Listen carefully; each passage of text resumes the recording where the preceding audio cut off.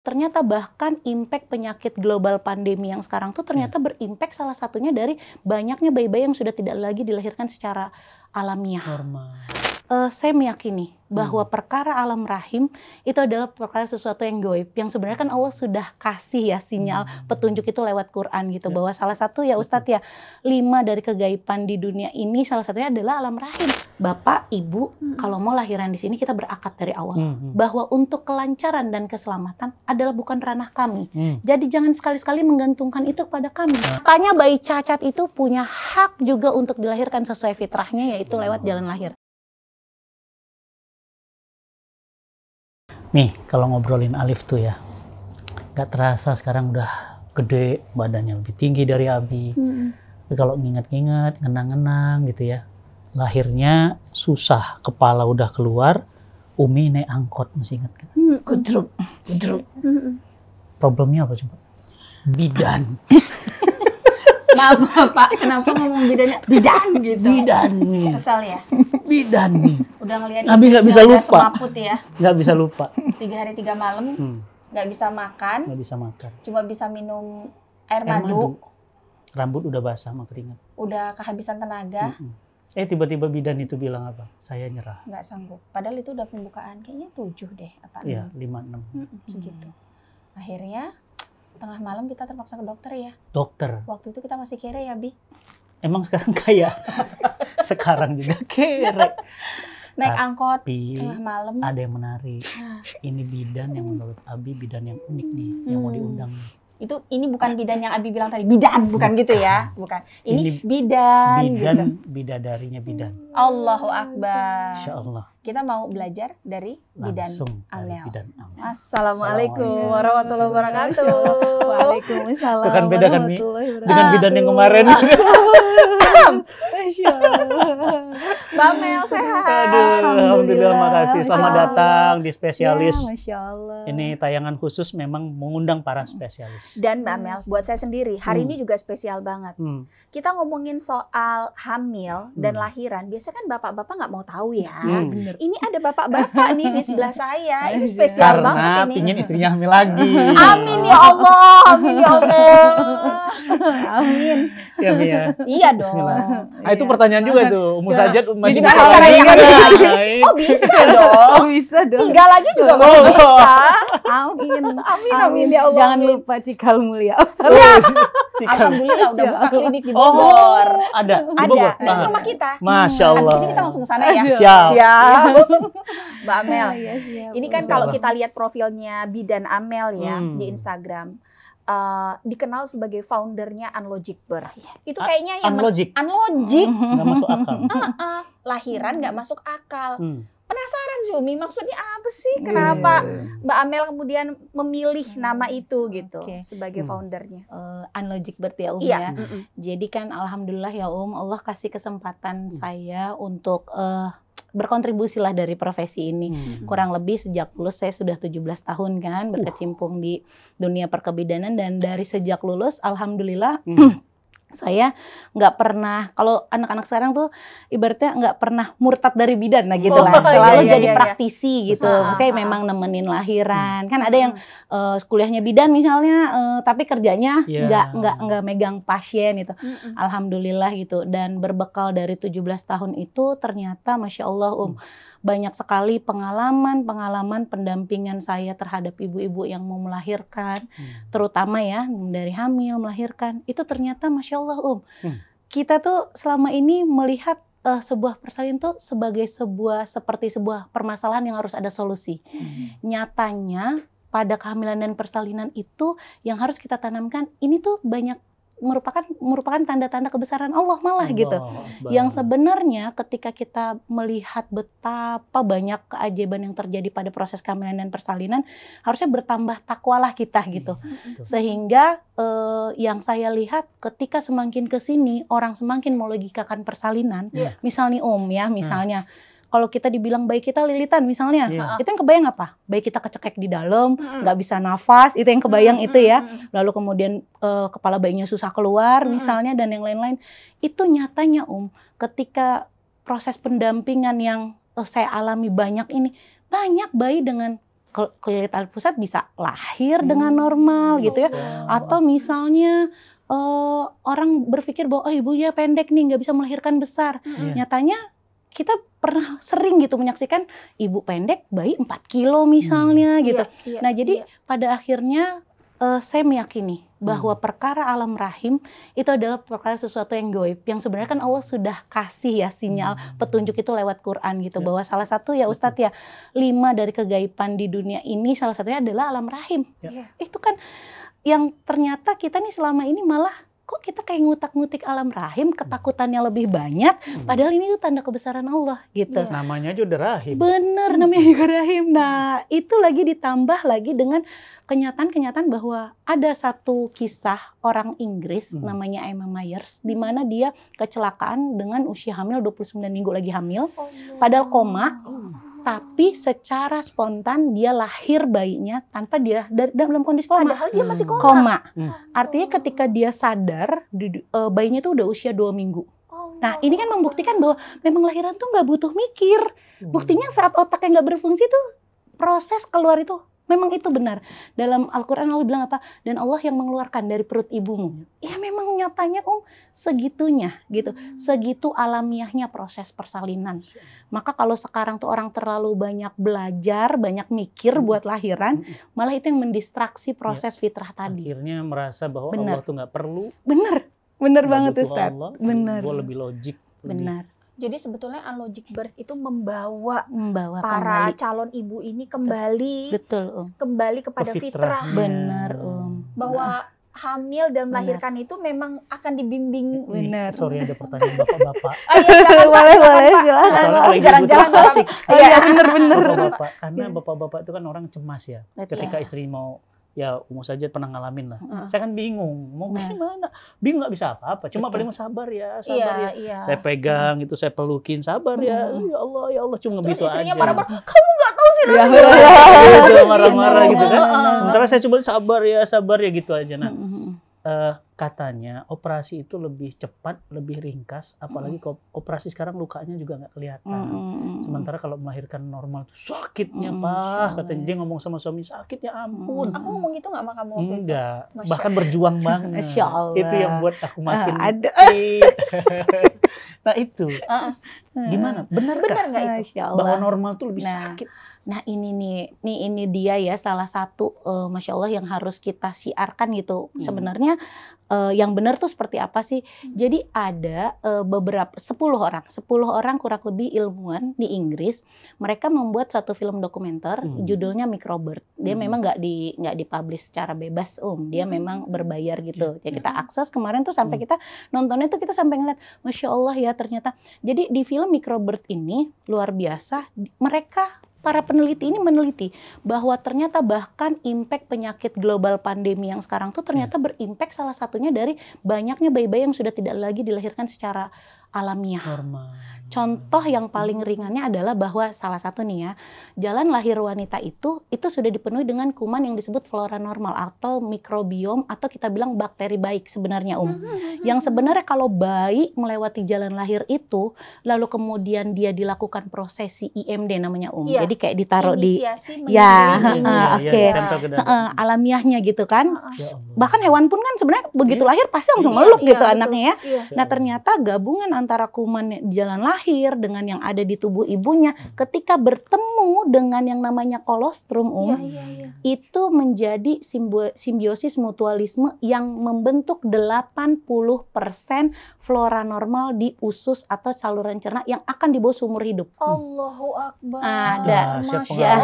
Luar biasa. Jadi kalau mereka itu sekarang di luar negeri terutama yang jadi benchmark buat lahiran natural tuh di UK di Inggris mereka normal.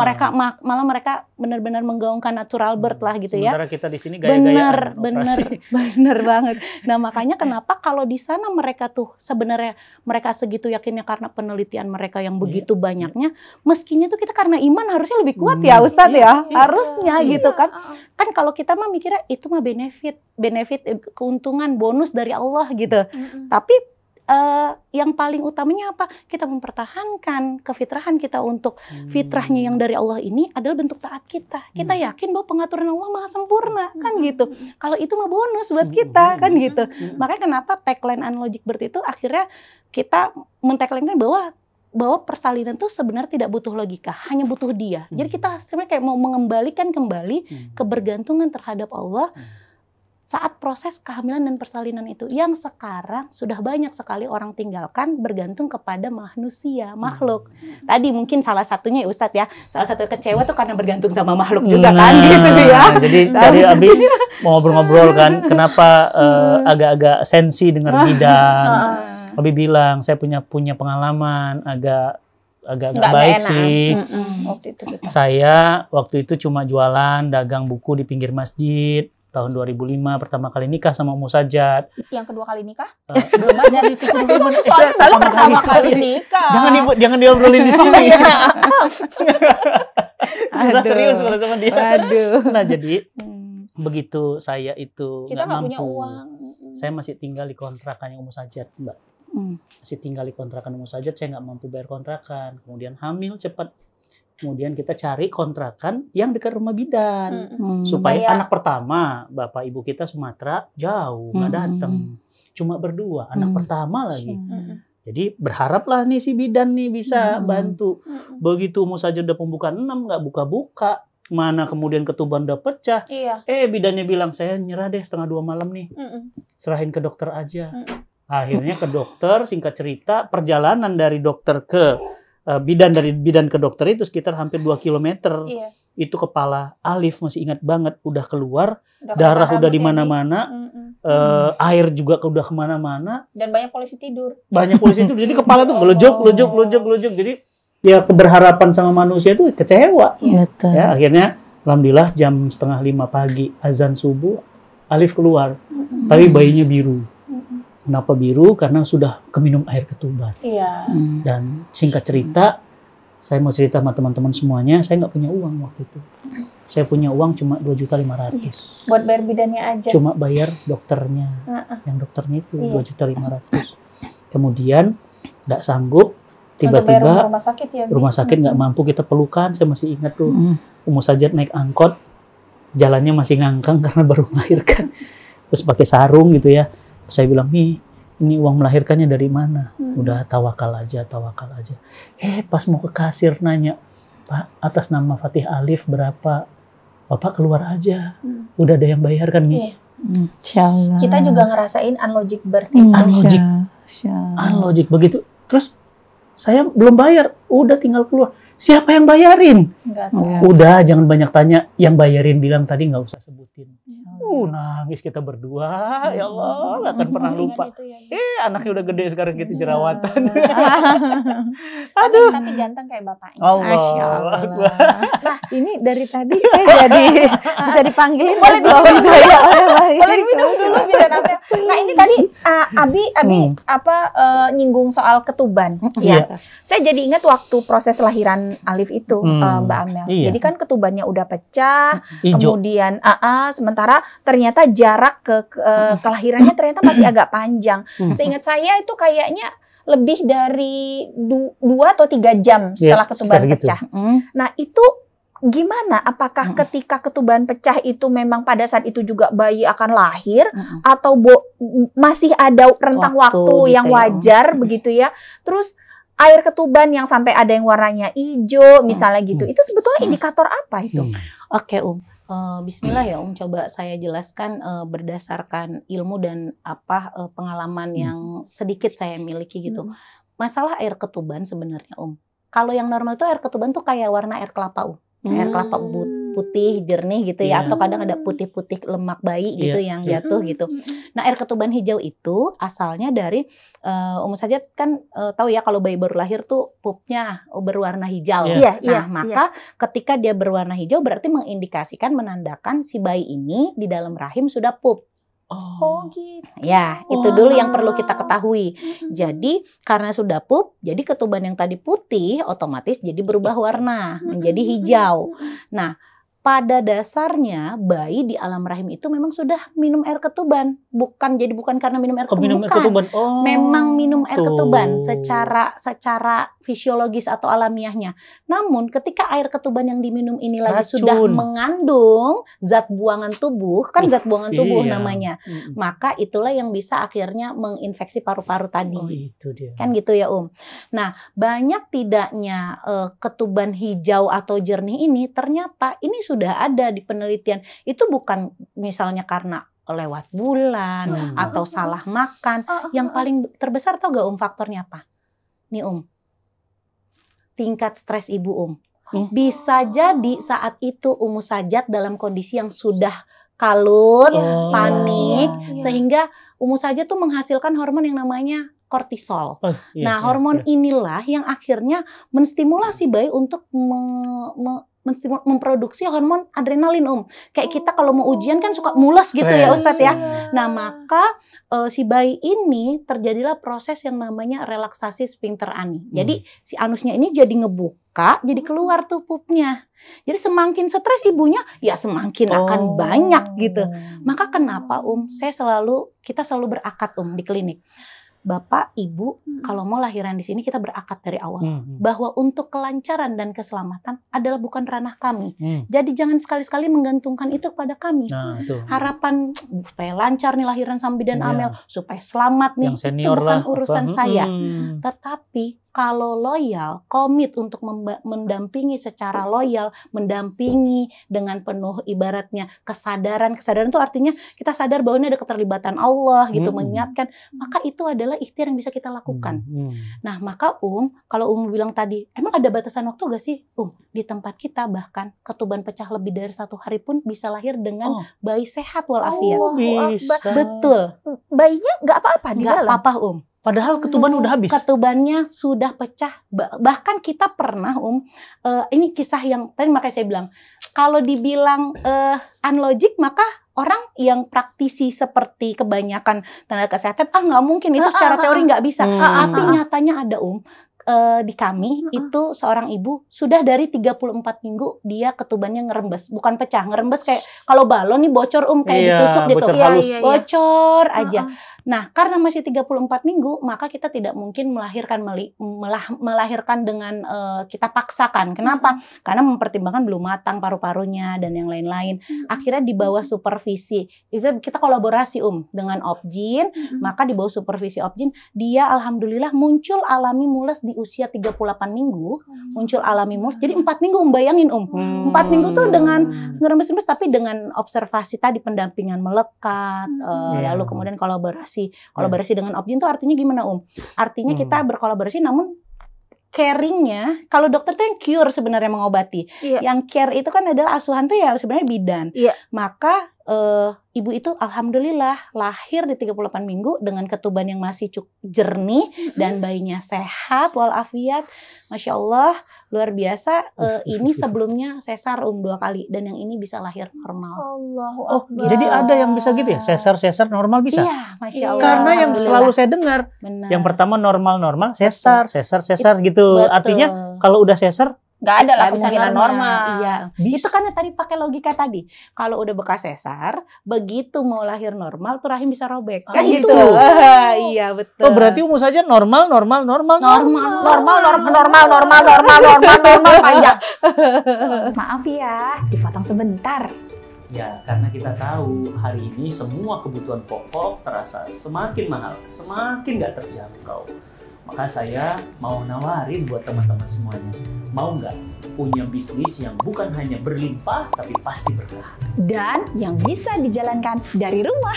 Dan asiknya lagi dibimbing oleh para mentor, expert di dalamnya, produknya banyak, mudah dijual dan produk kesehatan semua orang pasti butuh. Maka saya ngajak teman-teman semuanya gabung di Al-Hanabi Family dan saya Sajat akan bersamai teman-teman semuanya di dalamnya. Masya Allah. Dan berita gembira lainnya Bi adalah bagi teman-teman yang bergabung sekarang juga akan mendapatkan hadiah logam mulia. Masya Allah. Jadi tunggu apa lagi teman-teman semuanya? Jangan ditunda-tunda. Yuk jadi bagian Al-Hanabi Fam. Yuk sekarang, jangan tunda. Cus. Ini soal VBAC ini ya, lagi VBAC juga. itu. Vaginal birth after sesar. Ya tadi. Nah, itu tadi. dia, itu dia. Jadi kok bisa ya kok bisa gitu. Karena bener Mbak Mel ini dalam mindset saya juga kayak gitu. Betul. Bahwa kalau udah lahiran sesar, ini kan bekas operasi. Iya. Terus nanti dia kan makin lama kan akan makin besar. Betul. Terus nanti pas kita ngeden juga. Sobek nggak gitu. itu? Itulah ya dahsyatnya pengaruh informasi yang berterus-terusan akhirnya membentuk persepsi kan. Iya, Betul. iya. Nah itulah luar iya. biasa gitu. Karena kenapa angka kejadian yang namanya ruptur rahim tadi, pecah rahim ketika dia bekas sesar mencoba normal itu nggak sampai 0,5%, cuma 0,4% sebenarnya. Kecil sekali, dan itu sudah dirilis oleh Asosiasi Obstetrik Ginekologi Internasional, bukan Indonesia. Nah, internasional. Maka kenapa di luar negeri sebenarnya VBAC itu menjadi sesuatu yang diperkenankan, gitu ya. Nah, tapi kenyataannya kenapa kita kemudian takut? Karena tadi pembatasan-pembatasan yang banyak tadi berdasarkan logika manusia justru membuat kita tidak melihat kebesaran Allah jadinya. Nah, itu kan.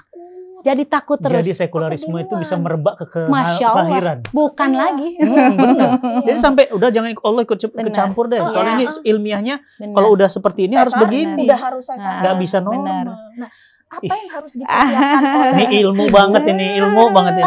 apa yang harus disiapkan oleh para ibu yang udah pernah sesar terus ingin banget melahirkannya bisa normal lagi. Oke. Ini banyak nih. Jadi untuk sekedar informasi nih ya, alhamdulillah di bulan Februari kita di klinik kemarin ada 23 orang yang melahirkan, 9-nya bekas sesar Ustadz. 9 bekas sesar. Bekas sesar, terus alhamdulillah bisa lahir dengan normal. jarak kehamilan dengan kurang 2 tahun kurang ada yang kurang 2 tahun gitu ya. Nah itu nah apa yang harus disiapkan? makanya ini jadi kenapa unlogic birth itu selalu kita bilang unlogic birth itu bukan metode.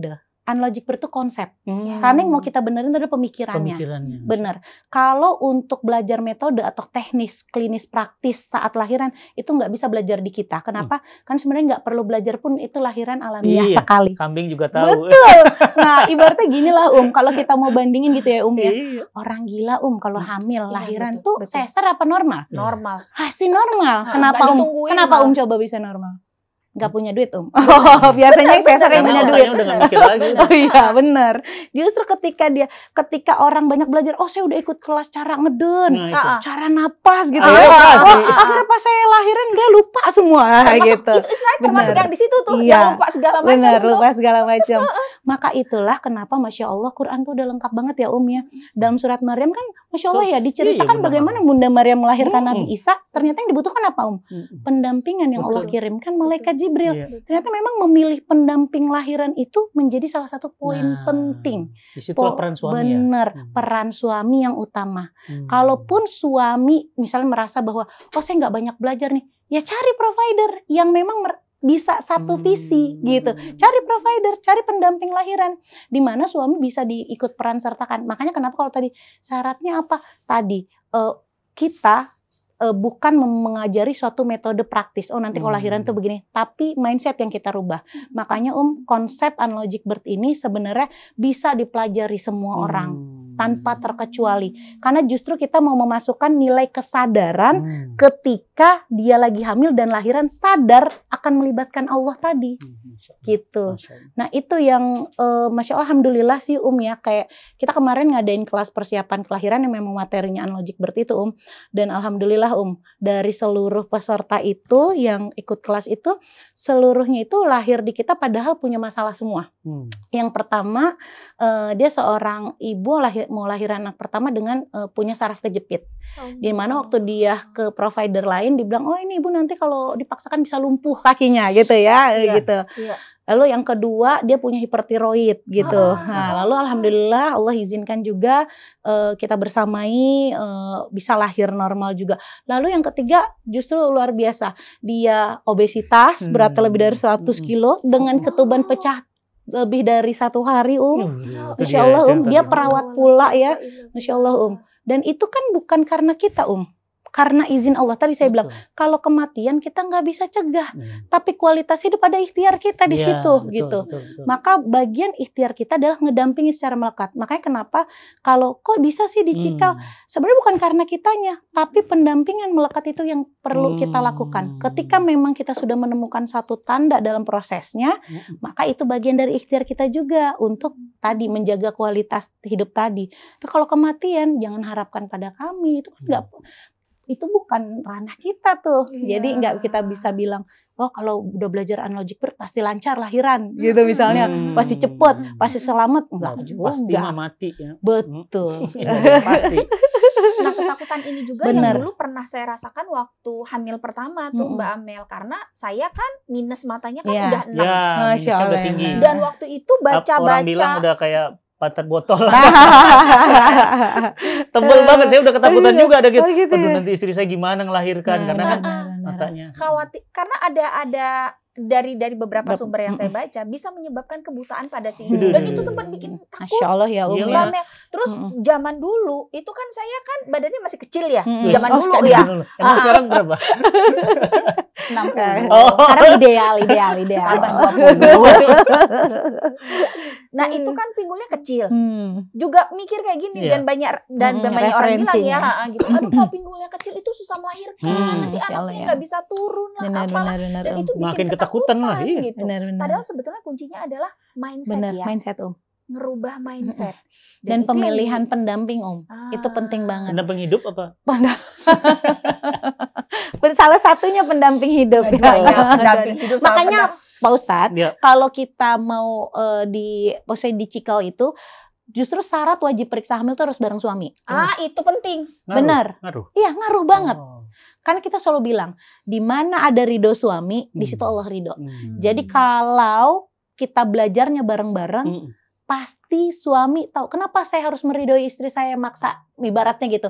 Jadi kalau sekarang tuh ada gini kita harus keras kepala dalam menyusui gitu kan kalimat. Nah harusnya kalimat itu berlaku, kita harus keras kepala dalam melahirkan normal gitu harusnya gitu. Nah makanya kenapa kita butuh banget suami untuk mendampingi, karena ini kenyataan yang sering kita dampingi lahiran perempuan kalau udah lahiran ya, itu kan yang keluar apa aja, aduh pengen mati, rujuk aja nggak kuat ya gitu lah ya. Iya betul. Tapi coba lihat tadi lagi balik lagi, Allah tuh ya Allah, Masya Allah, petunjuk dalam Quran tuh apa? Allah turunkan malaikat Jibril, kalimatnya itu apa? Janganlah engkau bersedih hati, sesungguhnya Tuhan. Jadi memang yang dibutuhkan saat lahiran tuh adalah tadi mengingatkan bahwa ini harus sadar dijalani, sadar bahwa Allah tuh ada loh, Allah tuh membantu. Kamu ngerasa nggak sanggup, kekuatan itu la haula wala quwata illa billah gitu. Nah itu makanya kenapa suami perlu banget, karena ketika saat itu suami yang akan mengambil keputusan apapun, dimanapun pasti kan Pak ini, pasti kan Pak ini gitu. Nah kalau suami tidak dibekali, maka tadi kebergantungannya bukan lagi kepada Tuhan. Dan akhirnya suami yang malah ngomporin, sudahlah kamu kelihatan nggak kuat. Bener, iya benar. Operate aja. Benar. Rata-rata suami. Rata-rata suami. Jadi suami ya. Jadi suami ya, kamu loh. Iya benar. Ini seru banget ini. Tapi saya sebagai laki-laki berpikir ya, karena saya kan nggak punya rahim dan nggak punya tempat melahirkan. Saya hanya mikir, bagaimana kalau dia bayinya kembar? Kembar ya Ustaz? Iya, normal. Alhamdulillah kemarin di tahun sepanjang 2003 kita kan, karena memang kembar sendiri sudah jarang ya. Jadi kita alhamdulillah ada dua pasien dengan bayi kembar lahiran. Alhamdulillah normal Ustaz. Kalau di klinik kan pasti normal, karena memang kita kan basicnya klinik kita itu midwifery lead. Jadi memang bidan yang turun tangan gitu semuanya. Ke dokter tuh hanya kolaborasi aja. Alhamdulillah. Sebenarnya kayak kembar Ustadz, kembar, sungsang, itu tuh bukan komplikasi. Itu sebenarnya variasi. Itu kan jangan dirubah kalimatnya gitu. Kalau kita menganggap itu komplikasi, ini kan ada sesuatu yang perlu gitu. Padahal itu variasi aja. Ya Allah kasih kembar gitu kan. Ada yang tangan duluan lahir ya tadi. Ada wajah. Ada yang kepala sambil tangannya di sini misalnya. Itu namanya presentasi ganda. Kaki ada. Ada yang sungsang, bokong duluan ada, kaki duluan ada. Saya sungsang tuh. Nah, sungsang. Kata ibu saya. Masya Allah. Kata ibu saya, kamu tuh lahirnya sungsang. Makanya pintar. Makanya pinter ngurut katanya. Oh gitu ya. Cobain. Kalau Pusingnya nggak pusing. kalau sebelah sini. diurut katanya sembuh bayi sungsang tuh, dan gitu. katanya kalau bayi sungsang tuh sukses nanti masa depan. Amin. Allahu Akbar. Allahu Tapi Akbar. ibu saya operasi. Oke. Operasi karena mungkin waktu itu. Nah, lagi-lagi zaman dulu kan tahun 79. Jangan tanya berapa umurnya sekarang ya. Nah, itu ibu saya kenapa operasi? Karena waktu itu memang katanya, nah lagi dulu kan pinggangnya sempit. Nah, ya benar. Kemudian akhirnya dikeluarkan operasi. Adik saya juga operasi dua-duanya, sehingga kalau sekarang tuh ibu saya kalau udah marah sama saya dia nunjukin perutnya. Oh. Itu ada sisa operasinya kan? Zaman dulu kan Zaman dulu 70-an soalnya. operasi itu ada sisa gerujul-gerujulnya. Ini nih kamu jangan main-main dari sini kamu langsung saya dulu. Iya. Ya, saya operasi dulu. Masya Nah, Allah. makanya balas dendamnya bayar utangnya istri harus normal. Masya Allah. Supaya Banyak anak. Amin, amin, amin. amin ya Allah. Masya Allah. Nah, kalau ini Mbak Amel, sungsang, kemudian kelilit, Iya. tali pusar Kembar. gitu ya. Terus juga mungkin ada di sini teman-teman yang juga sedang dalam kondisi hamil dengan Nah. masalah-masalah kayak gitu, kemudian ketakutan-ketakutan itu muncul gitu. Mm-mm. Apa yang harusnya mereka Iya. lakukan saat ini? Mm-mm. Mungkin mereka juga ke Cikal jauh, misalnya mereka Iya. bukan di daerah Jabodetabek gitu ya, belum ada klinik Cikal, tapi kita doakan nanti Cikal ada Ada di di setiap 23 provinsi ya. provinsi, setiap kota. Nah, apa yang harus mereka lakukan supaya Iya. tetap bisa ikhtiar lahiran normal, Mbak? Yang perlu kita sadari adalah bahwa Masya Allah ya setan tuh kan gak akan berhenti menggoda kita. Apalagi ibu hamil. Ibu hamil tuh Masya Allah. Udahlah kalau secara teori dijelaskan memang fluktuasi hormonal yang bikin dia mood swing gitu ya. Nyatanya memang juga setan itu syaitan tuh pasti seneng banget gitu kan. Apa sih yang paling ditakutkan adalah biasanya nanti gimana nanti saya selamat gak ya, bayi saya selamat gak ya, saya mati gak ya lagi lahiran gitu. Bahkan itu jauh sebelum melahirkan tuh udah banyak pikiran-pikiran kayak gitu. Bayi saya cacat gak ya, terus nanti udah mau 9 bulan kok saya belum lahir-lahir ya, udah 9 bulan ya. Ada aja tuh yang dibikin kekhawatiran gitu ya Sebenarnya kekhawatiran yang timbul ini karena tadi karena kita tidak punya filter. Pada akhirnya kita tidak bisa memfilter ini sebenarnya informasi atau memang ilmu yang benar gitu. Kenapa? Nyatanya tidak semua informasi yang beredar itu, apalagi sekarang kan Masya Allah ya gampang gitu dapat informasi gitu. Nah, ketika kita sudah gampang nerima informasi tanpa memvalidasi itu dengan ahlinya, maka itu yang akan menimbulkan persepsi. Jadi kan, kalau emang dibilang ini serem, ya jadinya merasa serem gitu. Padahal nyatanya kalau kita bandingkan dengan zaman dulu ibu-ibu kita yang nggak terpapar dengan informasi, mana ada mereka 12, bener 13, gitu, normal semua bener gitu. Jadi sebenarnya salah satu yang sering kita anjurkan kepada ibu hamil mendekati menjelang persalinan, justru salah satu tipsnya adalah menjauh dari informasi yang tidak benar atau banyaknya informasi. Jadi kayak malah stop sosial media. Itu malah. Karena kenapa? Ini juga kan Masya Allah nih. Bunda Maryam ketika melahirkan tuh Ustaznya kan disuruh menjauh dari keramaian tuh. Nah itu kan untuk menjaga apa sebenarnya? Menjaga psikis. Informasi yang diterima. Karena tadi stresnya ibu tuh justru paling berpengaruh sama kondisi kesejahteraan janin. Gitu. Jadi menjauh. Menjauh. Salah satu. Yang kedua, kalau kita sudah menemukan kita anggap ini kan kok saya semakin tahu mengenai proses lahiran dari ilmu yang saya dapat semakin tenang ya saya melepas ketergantungan sama manusia. Maka itu kan adalah salah satu bentuk fitrah kita mengakui bahwa kita adalah makhluk yang lemah. Nah, maka keep itu ada di dalam circle yang saling menguatkan, itu juga penting.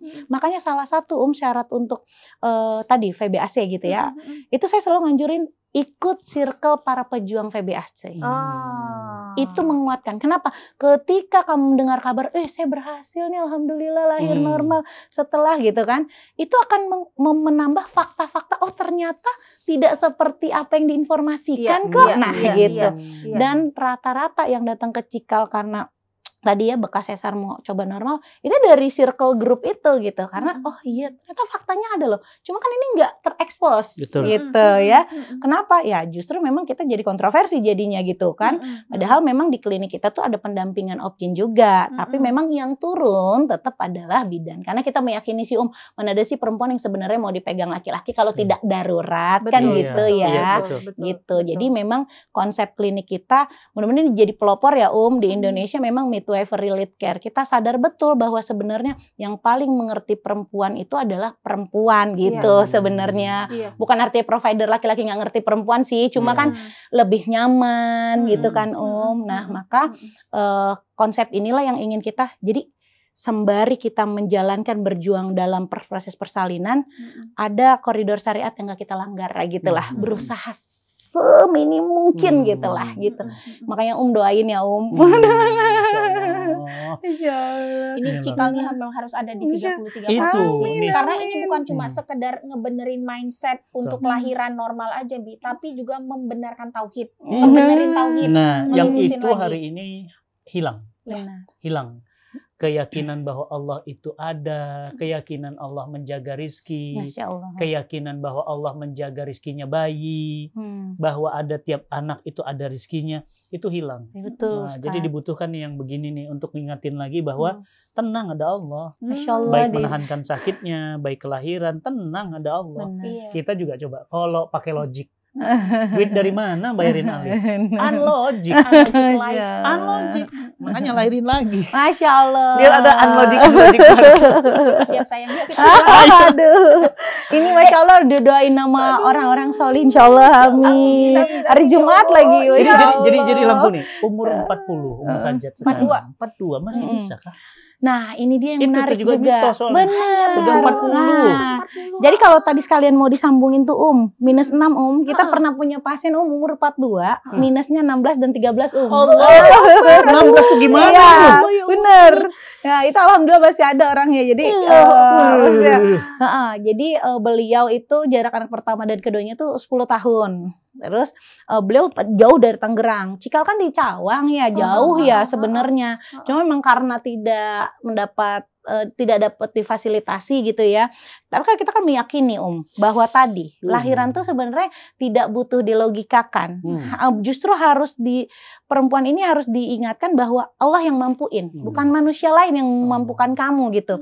Jadi Masya Allah beliau datang jam 3, lahir setengah 5 dengan posisi lahiran jongkok. Karena kenapa? Karena kita yakin bahwa dengan jongkok salah satu dibantu dengan gaya gravitasi, jadi mengurangi tekanan pada area mata gitu Sementara usia juga kan sudah di atas 42 dengan minus 16 dan minus 13 gitu. Masya Allah, Allah kasih kelancaran. Itu lagi-lagi bukan karena kita, tapi kita hanya mengingatkan kembali bahwa Allah yang mampukan, bukan manusia lain. Prinsipnya gini kalau Allah kasih tanda, itu baru ranah kita untuk ini tanda nih yang Allah kasih. Dia bukan berarti misalnya datang-datang perdarahan ngucur banyak, enggak apa-apa sesuai fitrahnya aja normal. Enggak gitu. Itu udah tanda yang Allah kasih. Terus kita dengerin jantung bayinya udah lemah, enggak apa-apa, pasti bisa sesuai fitrahnya. Enggak. Makanya itu kenapa butuh pendampingan yang melekat. Jadi bukan butuh prasangka di awal. Yaitu hanya bisa diketahui ketika prosesnya itu berjalan gitu. Maka tadi kan kita sudah ingatkan dari awal, bentuk komitmen kita adalah mendampingi secara melekat gitu. Makanya kenapa saya, maksudnya klinik itu banyak bidannya, karena saya yakin dalam pendampingan tuh nggak bisa dalam kondisi lelah fisik, jadi biar fresh terus. Dan alhamdulillah nih bidan-bidannya kan masih muda-muda ya. Jadi sekalian nih masih belum ada yang nikah enggak ya. Santri kita kan udah ada yang lulus ya. Iya. Ini cuma 10 sih. Mari kita berkolaborasi. Boleh. Bidan ke santri. Keren tuh. Boleh. Biar bisa bangun cikal di mana-mana. Betul. Nanti dibawa sama suaminya pulang ke Padang. Bener.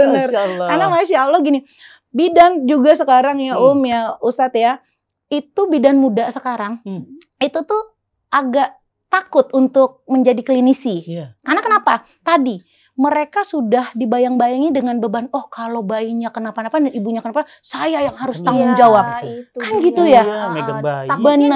Benar. Padahal tadi ketika kita memahamkan sedari awal kepada pasien bahwa mana kematian, kelancaran bukan urusan kita gitu.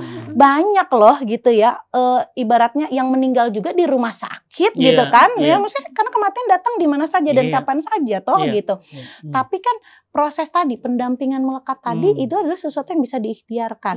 Nah, maka kenapa di Cikal ini kita tuh sampai buka program tadi mentorship gitu Jadi untuk bidan-bidan yang baru lulus kalau mau melatih skill, ngelihat nih loh faktanya lahiran bahwa nih loh lahiran tuh ternyata suatu hal yang sifatnya alamiah, fitrah. Itu aja padahal kita kasih beasiswa tuh kita kasih uang saku gitu loh Ustadz. Itu peminatnya sedikit gitu ya. Jadi kayaknya kalau dibilang mau bangun Cikal, aduh kayaknya PR-nya di SDM-nya aja tuh. Karena gitu. memang menemani istri atau manusia melahirkan itu kan nggak mudah. Benar. Saya pada saat masuk ke kamar bersalin itu ditanya tuh, bener Pak sanggup, karena banyak suami yang ternyata pingsan. Betul. Begitu melihat darah keluar muncrat begitu, bayi keluar langsung nggak kuat pingsan. Jadi kerjaan 2 kali. Ngamanin bapaknya dulu, mana bayi lahir. Iya. Kalau saya alhamdulillah itu yang deret anak saya keluar tuh ya saya yang megang. Gitu. Ayo Pak pegang, dipegang. Ada yang azanin pertama kali, bahkan yang ngeguntingnya juga segala. Aduh itu saya nggak bisa lupa ya bagaimana Allah Subhanahu Wa Taala menunjukkan seorang bayi yang menangis ya ketika dia menangis karena keluar dipotong dari ibunya, dia menangis. Dia mungkin berkata, aduh rezekiku putus. Tapi apa kata Allah? Mata jadi terlihat, kuping jadi mendengar. Satu dipotong, aneka ragam jalan rezeki dibuka. Masya Allah. Jadi luar biasa. Jadi sebenarnya tidak ada yang perlu ditakuti. Ada Allah. Itu ada Allah. Kenapa sih? Selalu ada setan-setan yang berusaha nakutin. Nanti kalau 40 nggak bisa. Nanti kalau rahim ini nggak bisa. Nanti benar, Masya Allah. Nah, ketakutan itu yang akhirnya bikin ibu-ibu yang udah di atas 40 itu jadi udah nggak mau lagi hamil. Dan alhamdulillah kita sampai hari ini, Mbak, kita tidak KB. Karena memang terus bermohon pada Allah agar dikaruniakan. Karena dulu saya bilang 2 laki-laki 2 perempuan ya, gitu. Karena memang pingin 2 pasang. Ini baru 2 dapat. Masya Allah. PR2 lagi. Masya Allah. Semangat. Ayo normal lagi. Nih ya harusnya yang pasangan-pasangan seperti beliau-beliau ini harus banyak deh. Banyak. Iya. Banyak anaknya. Harus jelas ya. Jangan jadi anak tunggal pertama semua ya. Iya. Dan saya mau tanya nih, kita sekarang kan zaman dimana sekarang krisis, bahkan dikatakan resesi seks. Apa itu? Anak-anak muda hari ini sudah mulai tidak mau melahirkan. Betul. Mereka menyebut diri mereka child free itu ya. Child free, dan mereka bilang my body is mine. Betul. Gua repot loh kalau nikah sama lu, gua harus hamil, nyusuin, mana badan gua hancur dan yang lainnya. Betul. Persepsi apa yang harus ditanamin ke perempuan bahwa melahirkan hamil itu nikmat. Hamil itu apa yang dilakukan biasa di? Nah, makanya gini Ustadz, PR kita tuh memang Masya Allah ya, luar biasa berat dan banyak. Tadi, kita tuh secara nggak sadar, cerita-cerita seram melahirkan itu ternyata berimpact kepada mereka yang masih bahkan belum punya anak gitu. Oh, lahiran tuh ada namanya depresi postpartum, nyusuin tuh berdarah-darah, lagi hamil tuh gitu kan. Benar, baby blues lah. Betul, baby blues. Baby blues apa tuh? Itu yang stres kalau habis depresi habis lahiran. Bayinya nangis, dianya ikutan nangis. Kadang-kadang malah ada yang parah. Halusinasi sampai mau membunuh misalnya. Ada juga? Ada. Itu kenapa? Ya itu tadi. Semuanya yang kita pelajari adalah ketidaksiapan mereka sebenarnya. Inti permasalahan itu adalah ketidaksiapan. Makanya kenapa kita selalu bilang lahiran, hamil, melahirkan dan menyusui adalah suatu proses yang kita tuh sebenarnya tahu. Maksudnya nggak terjadi ujuk-ujuk gitu loh kan. Lahiran ya harus ada hamil dulu, nyusuin ya harus ada lahiran dulu gitu kan. Nah hamil ya harus ada nikah dulu sebenarnya.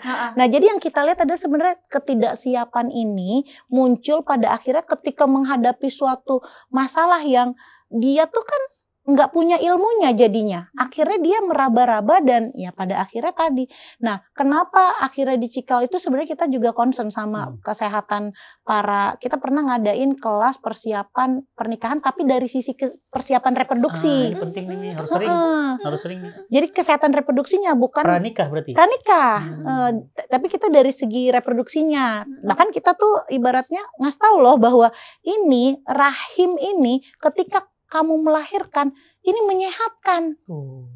Rahim ini ketika lahir ini menyehatkan. Kenapa? Bayangin kalau kita donor darah aja, kalau donor darah dibilang tuh bikin sehat gitu. Ini kalau ngelahirin tuh bukan donor darah lagi, darah yang keluar segitu banyak dan sel-sel yang terganti dengan yang baru seger laginya kayak apa gitu sebenarnya. Jadi kalau dibilang katanya banyak anak tuh nanti kayak berarti turun mesin segala macam, nggak bener. Kenapa? Karena nyatanya semakin sering itu kita yang temukan ya yang kita temukan di klinik nih faktanya. Kalau dibilang anak banyak bisa perdarahan, nyatanya perdarahan tidak mengenal anak banyak, anak dikit. Bahkan yang sering terjadi justru anak pertama. Anak kita pernah kedapatan anak ke-9, anak ke-7, apa perdarahan? Tidak. Gitu. Jadi Masya Allah luar biasa. Inilah tadi yang perlu kita tanamkan bahwa ternyata punya anak itu sesuatu melahirkan, itu keajaiban loh. Allah kasih keajaiban loh di dalam rahim gitu ya. Ya Ustadz kalau kita mau lihat ya bagaimana dalam surat Al-Hajj ya ayat 1-4 itu kan ngomongin hari kebangkitan.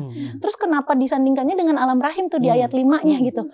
Itu kan berarti menandakan bahwa nih kalau rahim nih kita ngebayangin alam gaib doang, kata Allah. Kalau nggak percaya kan gitu, wahai manusia kalau nggak percaya, lihat deh bagaimana saya membentuk manusia yang tadinya nggak ada bisa jadi ada gitu.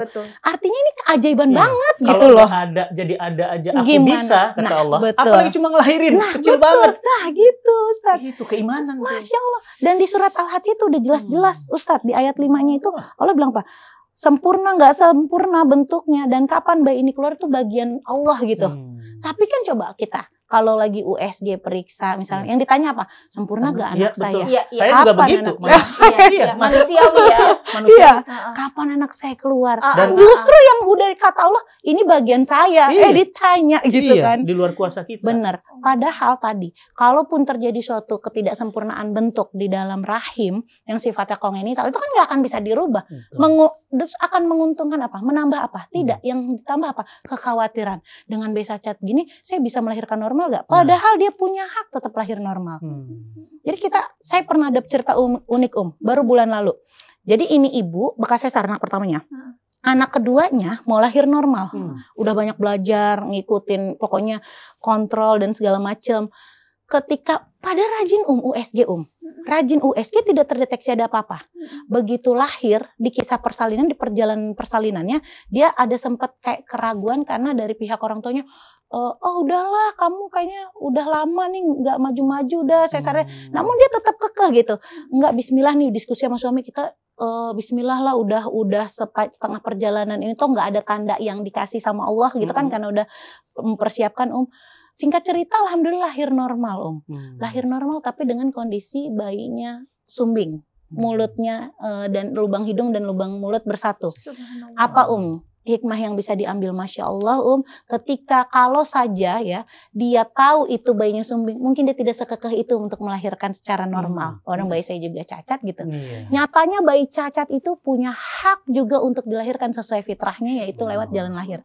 Apa yang terjadi bayi dengan kondisi yang seperti itu di mana rata-rata orang tuh berasumsi ya itu bahwa harus nyusunya pakai dot khusus dan dia menyusui secara langsung dengan dalam seminggu berat badannya naik. Di mana bayi-bayi normal aja yang normal nyusunya bagus itu biasanya seminggu pertama turun, ini naik berat badannya, sehat walafiat Masya Allah itu coba aja kalau waktu itu dia tahu bayinya sumbing sebelum lahir mungkin tidak sekekeh itu dia ya udahlah bayi saya karena itu kenyataan yang ketika sudah dilihat ada suatu kecacatan pasti dokter menganjurkan untuk ya udahlah sesar aja gitu. Padahal tadi Masya Allah lagi-lagi kita tuh kayak membatasi kekuasaan Allah yang kita jadi kayak tidak memampukan orang lain gitu. Iya, semuanya kita pakai logika Bener. kita. akal manusia. Benar. Yang terbatas. Adalah terbatas. Yang akal kita juga lemah memahami, kadang kita nggak mengerti gitu ya. Kadang-kadang kalau semuanya dilogikakan, ya tadi semua ini banyak hal-hal di sekitar kita nggak logik. Benar. Mbak Amel, Alhamdulillah. jazakillah, ahsanul jazah. Masya Allah. Obrolannya, Terima kasih Masya sudah datang Allah. di spesialis. Mudah-mudahan ini yang nonton terinspirasi. Kemudian lahir dari mereka anak-anak yang soleh, solihah. Ini kan kontribusinya Bidan Amel dapat pahala jariahnya. Amin ya Allah. Ya kan, apa sih yang mau kita tinggalin? Iya benar. Ya kan, kecuali jejak-jejak kebaikan. Masya Allah. Banyak nanti tuh anak-anak bilang, iya ibuku tuh aku lahir normal. Kenapa? Aku kan di Bidan Amel. Ya kan, aku di apa tadi tempat Cikal Mulia. Cikal Mulia yang sekarang sudah ada di Bogor. Masya Allah. Kita Dan mampir dekat ya. rumah kita. Mampir ya. Betul ya. Ya. Bidan Amel makasih banget. Makasih Insya Allah. banyak Bidan Amel. Sama-sama. Allah untuk Cikal kita doakan semakin Amin. banyak Amin. untuk Cikal Amin. dan semakin banyak bidan-bidan yang juga mengajarkan tentang unlogic birth ini Ya. kepada Unlogic Bird. Amin. Keren. Insya Allah kita ketemu dengan Spesialis spesialis. yang berikutnya. Jangan lupa teman-teman semuanya subscribe dan share sebanyak-banyaknya. Ya, bismillah. Makasih. Assalamualaikum warahmatullahi wabarakatuh. Assalamualaikum Waalaikumsalam warahmatullahi wabarakatuh. Alhamdulillah.